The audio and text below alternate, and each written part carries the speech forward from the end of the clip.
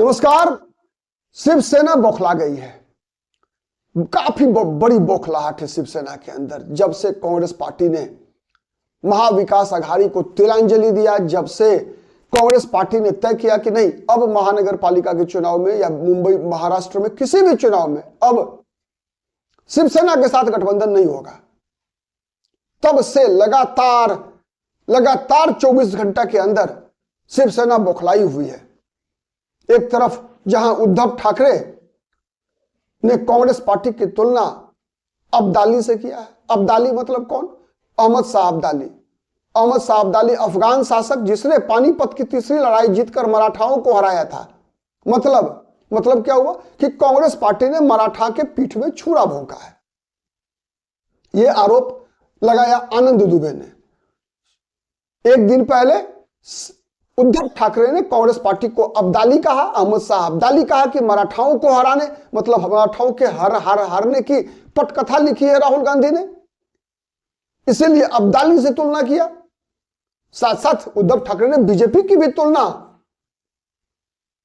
की है। उत्तरी अमेरिका के एक प्रजाति का सांप होता है वहां जो अजगर की तरह दिखता है, एनकोंडा, उससे तुलना किया है बीजेपी की उद्धव ठाकरे ने। लेकिन अहमद शाह अब्दाली से तुलना किया कांग्रेस पार्टी की कि कांग्रेस ने मराठाओं की पीठ में जिस प्रकार से अहमद शाह अब्दाली ने मराठाओं को हराया था, उसी प्रकार से कांग्रेस पार्टी ने शिवसेना को यहां धोखा दिया। और हुआ ऐसा क्यों? इसलिए कि कल कांग्रेस पार्टी ने बहुजन अघाड़ी जो कि प्रकाश अंबेडकर की पार्टी है, उसके साथ कांग्रेस पार्टी ने गठबंधन करने का फैसला कर लिया। सीटें भी बट गई है। 165 सीटों पर कांग्रेस लड़ेगी चुनाव और 62 सीटों पर प्रकाश अंबेडकर की पार्टी लड़ेगी चुनाव। साथ ही कांग्रेस के हिस्से में आई ये जो 162 सीटें हैं, उन 162 सीटों में से कांग्रेस पार्टी आरएसपी जो एक पार्टी है वहां महादेव जानकर की, जो कि धनगर समुदाय के नेता हैं, उस पार्टी को भी अपने हिस्से से सीटें देने का फैसला कांग्रेस पार्टी ने किया है बीएमसी में। और साथ ही यह गठबंधन जारी रहेगा आगे आने वाले 31 जनवरी से पहले होने वाले जिला परिषद के चुनाव में भी। यह घोषणा जब से हुई तब से शिवसेना बौखलाई हुई है। शिवसेना को लगता है कि अब शिवसेना के पास बीएमसी पर कब्जा बनाए रखने का कोई चांस नहीं। मित्रों, 1992 में कांग्रेस पार्टी जब बीएमसी में जीती थी, कांग्रेस के मेयर बने थे, तब भी कांग्रेस पार्टी ने दलितवादी पार्टियों के साथ ही गठबंधन करके, आरपीआई जो रामदास अठवले की पार्टी है उसके साथ गठबंधन करके ही बीएमसी पर कब्जा किया था।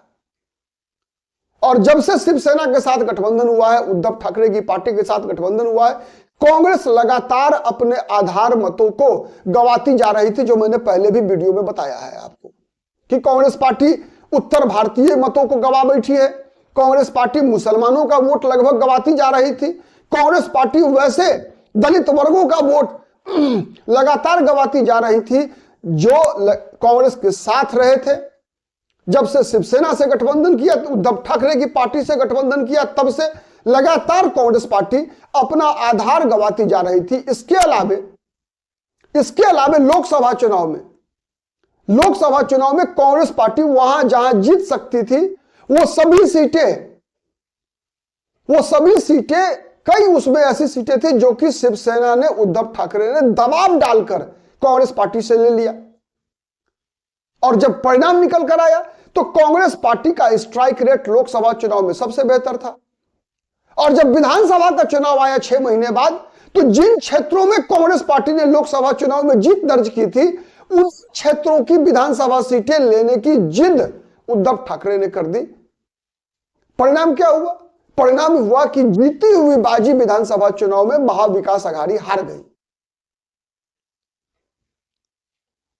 मित्रों, मैंने बताया था आपको जनवरी के चुनाव दिल्ली में जो हुआ था, विधानसभा के चुनाव जनवरी 2025 में, उसी दौरान मैंने बताया था कि राहुल गांधी ने अब फैसला कर लिया है कि देश में अपनी पार्टी को, कांग्रेस पार्टी को अपने पैरों पे खड़ा करने का प्रयास करना है।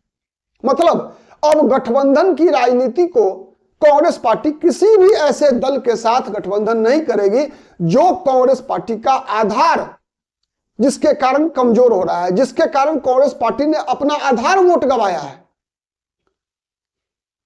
तो गठबंधन कांग्रेस पार्टी यदि करेगी भी उन्हीं दलों से जो दल कांग्रेस पार्टी की शर्तों पर, कांग्रेस पार्टी के सम्मान के अनुसार कांग्रेस पार्टी को सीट देने की पेशकश करेंगे, और साथ ही जिससे कि कांग्रेस पार्टी का आधार वोट का नुकसान न होता हो। इसीलिए दिल्ली विधानसभा चुनाव में जब अरविंद केजरीवाल की पार्टी के साथ गठबंधन नहीं हो सका, कारण था उसका कि हरियाणा में कौन सा खेल किया था अरविंद केजरीवाल ने विधानसभा चुनाव के दौरान बताने की आवश्यकता नहीं है। हरियाणा में कांग्रेस हारी, उसके कई कारण थे, लेकिन एक कारण यह भी था कि अरविंद केजरीवाल की पार्टी ने वहां पर कांग्रेस के खिलाफ खेला किया। याद कीजिए गुजरात विधानसभा चुनाव, ठीक है गुजरात में भारतीय जनता पार्टी और कांग्रेस पार्टी के बीच जीत हार का अंतर बहुत बड़ा था, लेकिन माहौल खराब करने में सबसे बड़ी भूमिका किसने निभाई थी? आम आदमी पार्टी ने। गोवा में कांग्रेस पार्टी के खिलाफ माहौल खराब करने में सबसे आगे रही थी आम आदमी पार्टी। अब उसी आम आदमी पार्टी को कांग्रेस यदि 2025 के भी जनवरी के विधानसभा चुनाव में यदि मदद करती, तो आप मानकर चलिए कि अभी तो एक राज्य में बचा है सरकार अरविंद केजरीवाल की।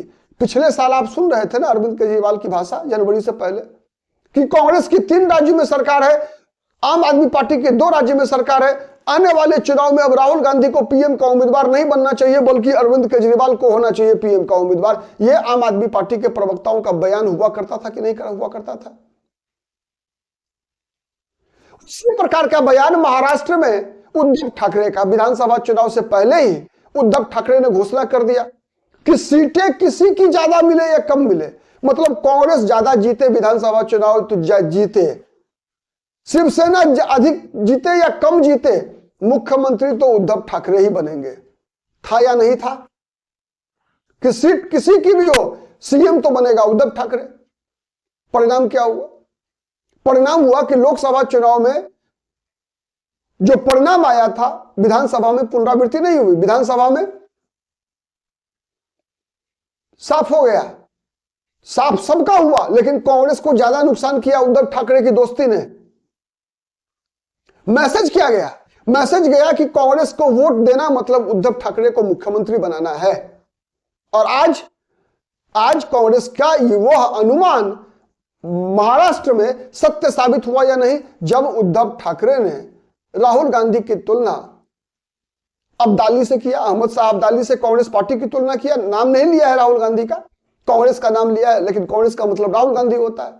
तो अहमद शाह अब्दाली से तुलना करना क्या साबित करता है? पीठ में छुरा भोंकने का आरोप लगाना आनंद दुबे द्वारा क्या साबित करता है?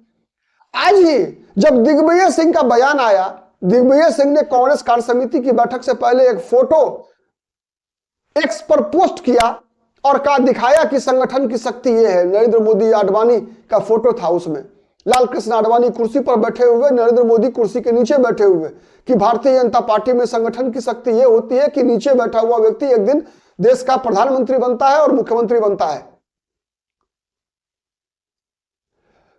तो दिग्विजय सिंह के बहाने आरएसएस की लगातार प्रशंसा कौन कर रहा है? आज आनंद दुबे और उद्धव ठाकरे एंड कंपनी कर रही है, नहीं कर रही है?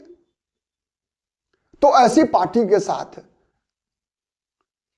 जिसके साथ गठबंधन में रहने के कारण कांग्रेस पार्टी अपना आधार गंवाती जा रही थी, तो कांग्रेस ने गठबंधन तोड़ने का फैसला किया। और उसी का परिणाम है कि आज उद्धव ठाकरे की बौखलाहट इतनी है कि उद्धव ठाकरे को अब लग गया है कि बीएमसी पर मैं बताऊं 1997 से जोड़ लीजिए कितने वर्ष हो गए, 2025, आज तक केवल शिवसेना का ही मेयर बना है। और इस चुनाव में जब शिवसेना अब अकेले पड़ गई है, शिवसेना को अब कोई रास्ता नहीं दिख रहा है, उद्धव ठाकरे कॉन्फिडेंस में कि बीजेपी के पास कोई चारा नहीं है, उद्धव ठाकरे के साथ गठबंधन में रहे, इसलिए बेचारा है बीजेपी, बेचारी है, उद्धव ठाकरे के सामने समर्पण कर ही देगी। टेकन फॉर ग्रांटेड लिया बीजेपी को, बीजेपी ने छोड़ दिया, चले गए कांग्रेस के साथ। कांग्रेस के साथ जाते ही उद्धव ठाकरे की पार्टी पर जो सबसे बड़ी उद्धव ठाकरे की पार्टी की ताकत हुआ करती थी हिंदुत्व, सबसे बड़ी ताकत थी उद्धव ठाकरे की पार्टी के, बाला साहब ठाकरे की पार्टी के, उद्धव ठाकरे की पार्टी कम कहिए, बाला साहब ठाकरे की पार्टी के, कि हिंदुत्व का ब्रांड एम्बेसडर थी शिवसेना। बाला साहब ठाकरे को हिंदुत्व का, हिंदुओं का हृदय सम्राट कहा जाता था। जब भारतीय जनता पार्टी के नेताओं ने बाबरी मस्जिद टूटने का जिम्मेवारी लेने से मना कर दिया था, तो बाला साहब ठाकरे वो व्यक्ति थे जिन्होंने कहा कि अब हमारे शिव सैनिकों ने बाबरी मस्जिद को ढहा है। याद है?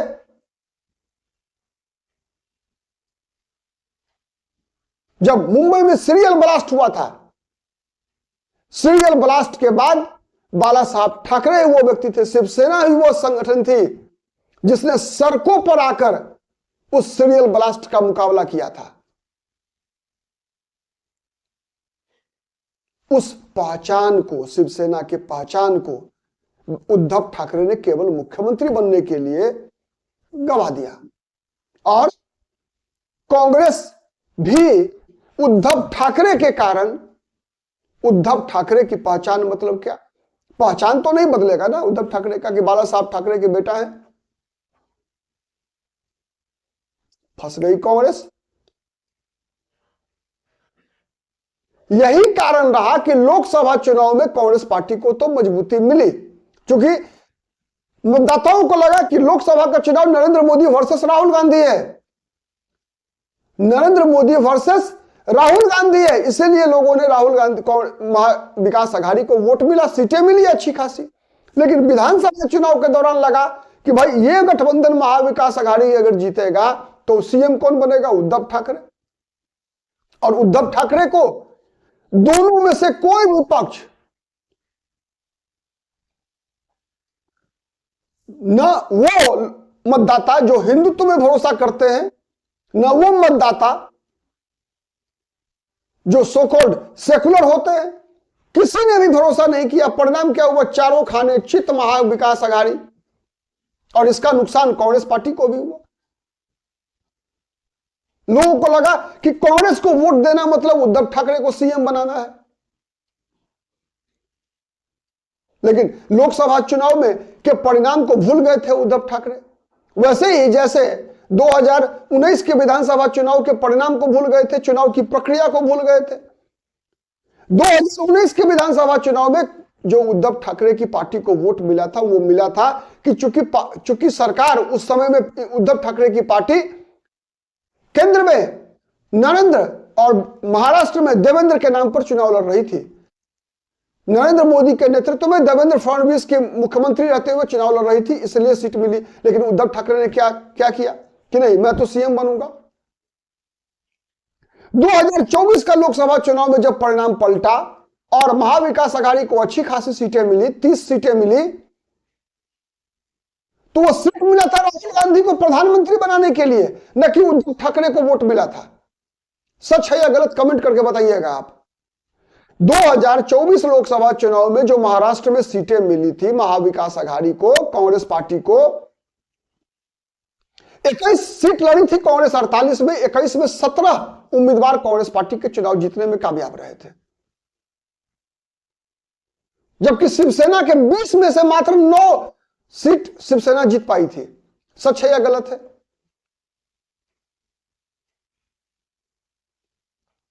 तो ये आंकड़े थे भाई, तो इसीलिए आंकड़े स्पष्ट थे। अब उसके बाद भी समझ में नहीं आ रहा था तो लोग क्या कर सकते हैं। तो इसीलिए आज उद्धव ठाकरे की बौखलाहट चारों तरफ दिख रही है। प्रवक्ता अलग बौखलाए हैं, उद्धव ठाकरे खुद अलग बौखलाए हुए हैं। अभी तो बौखलाहट शुरू हुई है, चुनाव अभियान अब 30 तारीख को नामांकन का अंतिम दिन है। आज नामांकन का अंतिम दिन है, अब चुनाव अभियान शुरू होगा। उसके बाद देखिए अब एक दूसरे पर कितना आरोप प्रत्यारोप लगता है। बने रहिए पॉलिटिकल आइडिया के साथ। हम इसी प्रकार से हर खबर पर हमारी नजर होती है और हर खबर का विश्लेषण उसके तह में जाकर उसके राजनीतिक, उसके सामाजिक फलितार्थों को आपके साथ शेयर करेंगे। और हमारा वीडियो यदि पसंद आता है तो लाइक जरूर कीजिएगा और शेयर भी कीजिएगा, जिससे कि अधिक से अधिक लोगों तक हमारी बातें पहुंच सके। अब तक यदि पॉलिटिकल आइडिया को सब्सक्राइब नहीं किया है तो प्लीज सब्सक्राइब कर लीजिए। आज के लिए इतना ही, बहुत बहुत धन्यवाद।